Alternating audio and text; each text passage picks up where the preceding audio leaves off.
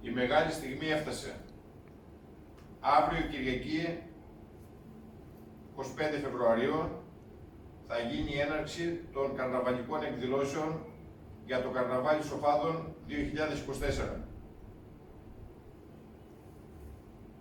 Πλέον, ως νέα Δημοτική Αρχή, βάζουμε ένα νέο τρόπο στη λειτουργία του καρναβαλιού. Όπως θα σας πει και η Αντιδήμαρχος στη συνέχεια, αναλυτικά το πρόγραμμα περιλαμβάνει πάρα πολλές δράσεις και περίπου είναι 10 μέρες γεμάτες που θα έχουμε καρναβαλικές εκδηλώσεις. Φέτος έχει πολλά νέα στοιχεία το Καρναβάλι Σοφάδων και πάρα πολλές εκπλήξεις που κάποιες δεν είναι ακόμα ανακοινώσιμες. Σας ανακοινώσουμε σήμερα όλο το πλαίσιο των εκδηλώσεων, αναλυτικά, μέρα-μέρα, ώρα-ώρα και θα έχετε μια σαφή εικόνα τι περιμένουμε. Έτσι λοιπόν, την Κυριακή, 25 Φεβρουαρίου, το πρωί, 11:30, θα ξεκινήσουμε όλοι από τον προαύλιο χώρο του Πνευματικού Κέντρου Σοφάδων, θα κατευθυνθούμε στην κεντρική πλατεία, όπου θα γίνει η μεγαλειώδης έναρξη των εκδηλώσεων, οι οποίες αυτές οι εκδηλώσεις θα λάβουν τέρμα την Κυριακή το βράδυ 17 Μαρτίου στην κεντρική πλατεία Σοφάδων, όπου θα γίνει το κάψιμο του καρναβαλιού και συνέχεια μια μεγάλη εκδήλωση.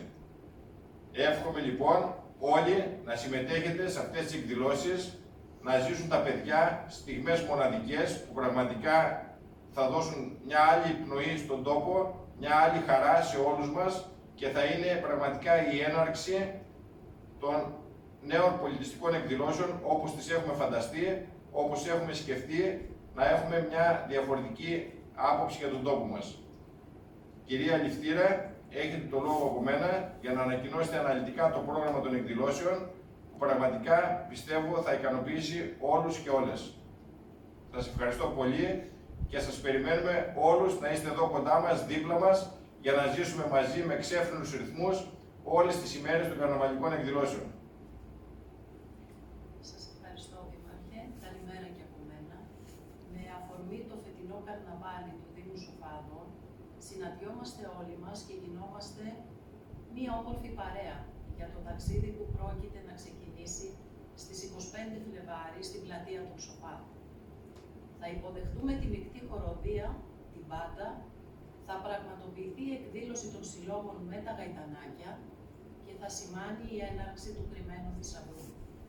Υποσχόμαστε πολλές ημέρες γεμάτες από πλούσιες εκδηλώσεις που αφορούν πολλά παιχνίδια για τους μικρούς μας φίλους, συνεχόμενα από κρυάτικα πάρτι, εκδηλώσεις στο Πνευματικό Κέντρο και τις ψισταριές που θα ανάψουν την Τσικνοπέμπτη και θα μας γεμίσουν υπέροχες μυρωδιές και νόστιμο φαγητά. Επίσης, στις 10 Μάρτη έχουμε τη μεγάλη συναυλία με τους Κίνης. Το Σάββατο στις 16 θα χαρίσουμε στους συμπολίτες μας μια όμορφη βραδιά με δωρεάν φαγητό, το παραδοσιακό πληγούρι, άφθονο κρασί και παραδοσιακή ορχήστρα. Εκείνο το βράδυ θα είναι κοντά μας τα συγκροτήματα από τη Βουλγαρία, τη Σερβία, το Μαυροβούνιο και τη Βοσνία Ερζεγοβίνη, τα οποία θα φιλοξενήσουμε και θα συμμετάσχουν στις δράσεις μας. Στις 17 του μήνα, ημέρα Κυριακή το πρωί, θα πραγματοποιηθεί το Σεριάνι των Συλλόγων και το απόγευμα θα ξεκινήσει η παρέλαση των πεζοπόρων και των αρμάτων.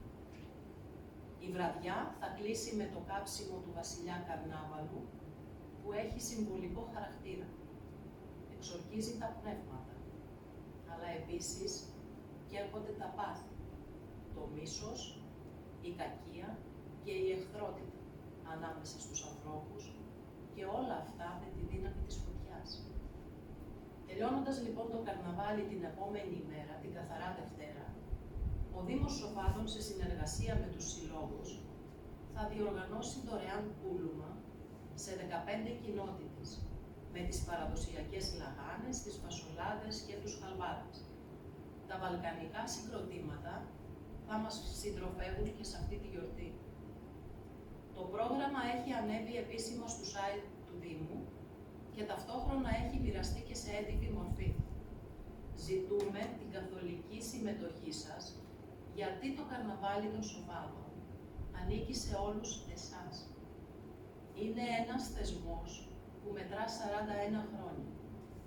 Έρχεται να διαφωτίσει τις έννοιες του πολιτισμού, της συλλογικότητας, της αρμονίας, αλλά και της διασκέδασης.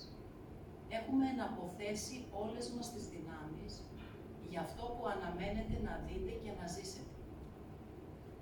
Ο πολιτισμός όμως άμεσα συνδέεται και με τα ευαίσθητα κοινωνικά θέματα, γιατί όλοι έχουν δικαίωμα στον πολιτισμό.